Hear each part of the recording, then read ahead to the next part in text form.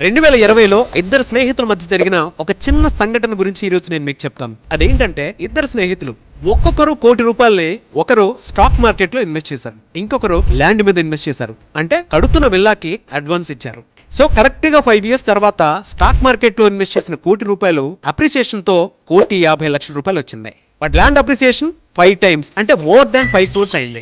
ఇక్కడ మనం తెలుసుకోవాల్సిన ఇంకొక విషయం ఏంటంటే స్టాక్ మార్కెట్ మీద పెట్టిన ప్రతిరోజు మన మెంటల్ హెల్త్ ఎఫెక్ట్ అవుతూనే ఉంటుంది. ఆ ఇన్వెస్ట్మెంట్ ఒక రోజు పెరుగుతుంది, ఒక రోజు తగ్గుతుంది. అప్ అండ్ డౌన్ వలన మెంటల్ హెల్త్ కూడా ఇబ్బంది పడుతుంది. కానీ ల్యాండ్ మీద ఇన్వెస్ట్ చేసింది ఎప్పుడూ కూడా మీ మెంటల్ హెల్త్ మీద పడదు.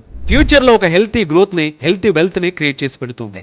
మీ ఫ్యామిలీ ఫ్యూచర్ ని అంత హ్యాపీగా ఉంచుతుంది. ఇక్కడ స్టాక్ మార్కెట్లో ఇన్వెస్ట్ చేయొద్దు అని చెప్పడం నా ఉద్దేశం కాదు. స్టాక్ మార్కెట్ కన్నా మంచి అప్రిసియేషన్ ఇచ్చేటువంటి ల్యాండ్ మీద ఇన్వెస్ట్ చేయండి.